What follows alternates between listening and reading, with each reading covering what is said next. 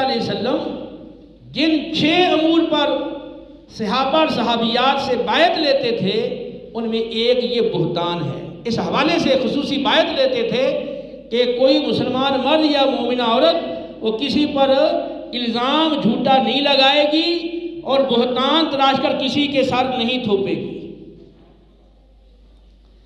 وَمَن يَكْسِبْ خَطِيئَةً أَوْ إِثْمًا ثُمَّ يَرْمِ بِهِ بَرِيًّا فَقَدِ احْتَمَلَ بُهْتَانًا وَإِثْمًا مُبِينًا، جس نے کوئی گناہ کا کام کیا، کوئی غلطی کی اور پھر اس کو دوسرے کے ذمے تھوپ دیا تو اس نے بہتان اور بڑا کھلا گناہ اپنے سر لے لیا۔